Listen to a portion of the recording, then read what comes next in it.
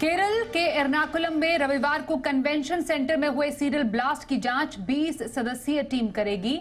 इस हादसे में जान गंवाने वालों की संख्या बढ़कर 3 हो गई है। वहीं 41 घायल हैं, 5 की हालत गंभीर बताई जा रही है। राज्य के स्वास्थ्य मंत्री वीणा जॉर्ज के मुताबिक 17 लोग विभिन्न अस्पतालों में भर्ती हैं। इनमें 12 आईसीयू में हैं और 3 वेंटिलेटर पर। 4 की हालत गंभीर है, जो करीब 50 से 60% तक झुलस गए हैं। केरल के मुख्यमंत्री पिनराई विजयन ने आज घटनास्थल का मुआयना भी किया और घायलों से मुलाकात भी की।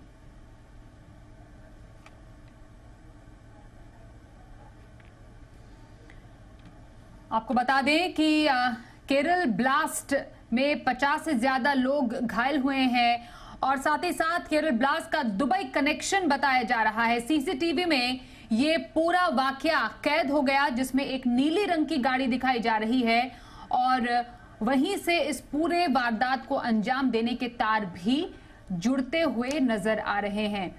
फिलहाल मरने वालों की संख्या जो है वो 3 हो गई है। जो घायल हैं उनकी संख्या 41 बताई जा रही है, जिनमें 5 की हालत काफी गंभीर है और 17 लोग विभिन्न अलग अलग जो अस्पताल है उसमें भर्ती बताए जा रहे हैं। कई राज्यों में अलर्ट भी जारी कर दिया गया है। इस हादसे के बाद कई जगह जो पुलिस की टुकड़ियां हैं वो तैनात कर दी गई हैं। और आपको बताएं कि 2 महीने पहले दुबई से डोमिनिक नाम का एक शख्स आया था। करीब 15 साल दुबई में रहा था और पीएफआई पर भी एजेंसियों को शक है। जिस शख्स पर ये संदेह जताया जा रहा है वो भारत आकर ट्यूशन पढ़ाने का काम करता था, क्योंकि डोमिनिक मार्टिन जो शख्स है उसने इस पूरे हमले की जिम्मेदारी ली है, जो कि 2 महीने पहले दुबई से भारत आया था और करीब 15 साल दुबई में ही डोमिनिक रहा। भारत आकर वो काफी समय तक ट्यूशन पढ़ाने का काम कर रहा था और ये जो पूरे तार है वो आतंकियों से जुड़े हुए जताए जा रहे हैं। पुलिस को शक है, जो जांच एजेंसियां हैं वो शक जता रही है कि पीएफआई एजेंसियों का भी इसमें हाथ हो सकता है। अब कोच्चि में सर्वदलीय बैठक भी हुई है इसको लेकर और इसके बाद कई राज्यों में हाई अलर्ट जारी कर दिया गया है।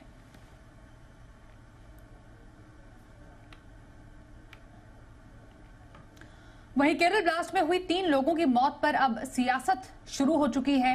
बीजेपी अध्यक्ष जेपी नड्डा ने केरल सरकार पर आरोप लगाया और कहा कि कट्टरपंथियों के प्रति पिनराई विजयन सरकार के नरम रुख के कारण केरल में बम विस्फोट हो रहे हैं। साथ ही जेपी नड्डा ने कहा कि जब हमास के एक नेता ने केरल में आयोजित एक वर्चुअल रैली को संबोधित किया, उसके 2 दिन बाद ही यह हमला हुआ। बीजेपी अध्यक्ष ने सरकार की चुप्पी पर भी सवाल उठाते हुए मामले पर जवाब मांगा है। Let independent inquiry take place. The government of India is in full support for that inquiry and will give all assistance which is needed. But Mr. Pinarayi Vijayan, go into the depth of it and see your underplaying, your soft peddling with radicals have brought what situation that bomb blasts are now taking place here in God's own country, that peaceful country. We cannot allow this. We cannot allow this to happen. Mr. Pinarayi Vijayan, you will have to go, and this peaceful land will have to survive and go forward. That we have to understand. इस खबर पर ज्यादा update लेते हैं जी media संवाददाता जितेंद्र शर्मा से। जितेंद्र, आपसे समझना चाहेंगे इस पूरे सीरियल ब्लास्ट मामले में 20 सदस्यीय टीम हादसे की जांच करेगी। किस एंगल से जांच की बात की जा रही है और फिलहाल अपडेट क्या है? देखिए स्वाति, ये जो ब्लास्ट हुआ है इसको लेकर के जो केरल पुलिस है उसने एक एसआईटी गठित की है जिसमें 20 लोग हैं। 20 लोग का मतलब ये होता है कि जो भी सीनियर रैंक का ऑफिसर है, आईएसपी है, उसके अलावा जो नीचे जो टीम होती है जो पूरी तरह से इसी केस की जांच के लिए डिप्यूट की जाती है। तो इसलिए 20 लोगों की एक एसआईटी टीम बनाई गई है जो इस मामले की जाँच कर रही है।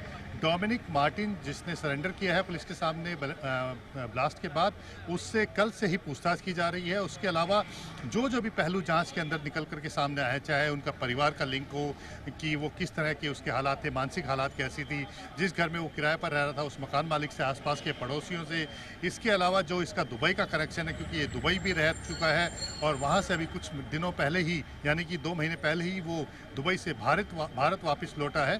तो ये जो तमाम जो एंगल्स हैं उन सब की जांच जो केरल पुलिस है वो कर रही है, क्योंकि पुलिस का मानना है कि अभी तक की जो जांच हुई है कि डोमिनिक ने सरेंडर जरूर कर दिया है। डोमिनिक ने इस बात की जिम्मेदारी भी ली है कि उसी ने ये ब्लास्ट किया है और अपने ही समुदाय के यानी कि जिस धर्म का वो है उसी धर्म के लोगों की जो प्रेयर्स चल रही थी उसी दौरान उसने ये धमाका किया है।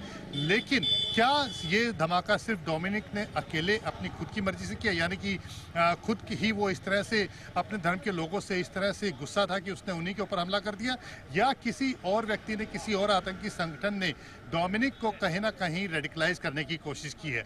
तो ये जो तमाम पहलू हैं, तमाम एंगल हैं, इन सब को लेकर के पुलिस जांच कर रही है। इस समय डोमिनिक को अभी तक, हालांकि कल उसने सरेंडर किया था दोपहर को, लेकिन पुलिस ने अभी तक उसकी गिरफ्तारी नहीं दिखाई है। जहां पर हम खड़े हैं ये डीआईजी रेंज एर्नाकुलम का ऑफिस है और इसके पीछे इस गली के अंदर जा करके ही क्राइम ब्रांच का दफ्तर है और साथ ही रिजर्व बटालियन का दफ्तर भी है। यहाँ पर डोमिनिक को रखा गया है, यहाँ पर इस समय पूछताछ चल रही है। और आपसे कुछ देर पहले खुद केरल के मुख्यमंत्री जो ब्लास्ट साइट पर आए थे, घायलों से मिले थे और अब एयरपोर्ट पर पुलिस ऑफिशियल्स की मीटिंग भी ले रहे हैं। माना यह जा रहा है कि जब पुलिस ऑफिशियल्स की मीटिंग हो जाएगी उसके बाद ही पुलिस इस बात की अनाउंसमेंट करेगी कि डोमिनिक को अरेस्ट कर लिया गया है। ये बात तो तय हो चुकी है कि डोमिनिक को पुलिस गिरफ्तार करेगी और उसके बाद रिमांड पर लेकर के आगे की पूछताछ करेगी। लेकिन अभी तक जो गिरफ्तारी में देरी दिखाई गई है, जबकि उसने खुद सरेंडर कर दिया था, उसकी सबसे बड़ी वजह ये थी कि जिस तरह से धमाका हुआ, जिस तरह से डोमिनिक सामने आया, जिस तरह से उसने अपने इस गुनाह को कबूल किया, उसने सारी चीज़ें सिलसिलेवार ढंग से पुलिस को बताई, तो पुलिस इस बात की जांच कर लेना चाहती थी कि क्या वाकई में डोमिनिक जो बातें बता रहा है क्या बिल्कुल घटना वैसे ही हुई थी और सीक्वेंस पूरा का पूरा वही था। क्रॉस चेक करना चाहती थी एक एक मूवमेंट को, एक एक चीज़ को। लेकिन बावजूद इसके अभी बहुत सारी कड़ियाँ ऐसी हैं जिसको पुलिस को जांचना पड़ेगा, क्योंकि जब इस केस को आगे लेकर के जाएंगे तो सारे एविडेंसेस, सारे सबूत, सारे सर्कमस्टेंसेस, उन सबको अदालत के सामने पेश करना पड़ेगा। और क्या ये इतना आसान था कि सिर्फ एक व्यक्ति जो अपने ही समुदाय से नाराज हुआ क्योंकि उसी समुदाय का है और अचानक से उसने मन बनाया और उसने बम धमाका कर दिया, तो क्या ये एक छोटी सी घटना है महज जिसमें 3 लोगों की जान चली गई और 50 से ज्यादा लोग घायल हो गए, या एक बड़ी आतंकी साजिश थी जिसको जो हुई, लेकिन इसके पीछे कौन लोग थे इसके बारे में अभी तक नहीं पता चल पा रहा। तो 20 सदस्यीय टीम इस पूरे मामले की, इस पूरे सीरियल ब्लास्ट हादसे की जांच करेगी और उसके बाद कड़ी कहां से कहां तक जुड़ती है इसका खुलासा जल्द ही होगा। जितेंद्र, बहुत धन्यवाद करेंगे इस जानकारी के लिए आपका।